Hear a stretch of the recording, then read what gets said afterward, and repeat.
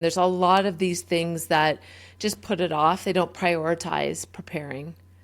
And that, I mean, it's research based that when you do prepare, you're ready. And it makes sense because it allows you to have a plan in the moment. It allows you to see things that you wouldn't be able to see because you don't have to process in real time.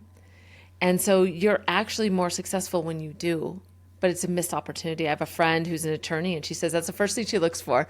She figures out how prepared the other side of the table is. And as soon as she realizes that they're not as prepared as they should be, she takes advantage of that because she sees it so often.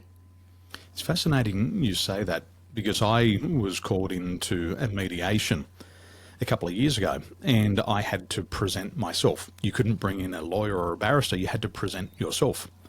And my mentor always said, Daniel, if you go into a negotiation, you have to be overly prepared.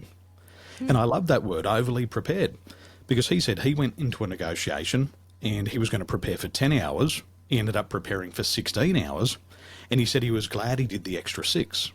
And I'm very suggestible when it comes to what a mentor will say. So I over-prepared. When I went into the mediation, I arrived with 440 pages of documented evidence. Wow. And I had it in my nice Louis Vuitton handbag. Now, the other party, they brought along a lawyer, which they weren't supposed to, and he rocked up with 1 page. Wow. And I laughed my head off. I knew nothing about the legal system, but I laughed my head off because I knew I had 440 pages of documents that I could go through one by one. And so that anticipation at the start was there, but then my nerves calmed right down because I realized how good the preparation actually was. Yes. I love that. And, that's leverage. Even showing that you're prepared, how rattled that could get somebody else. And that inability to think can go to either side of the table. So that's brilliant.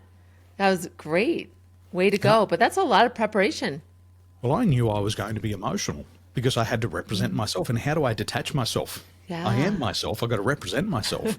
But I also knew that in the legal system, it doesn't matter about opinion.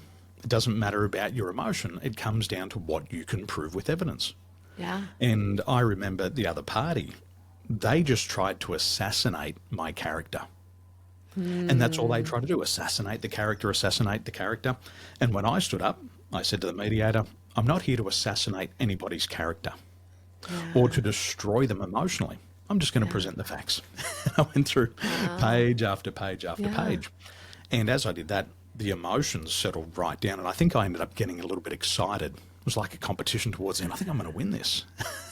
Nice.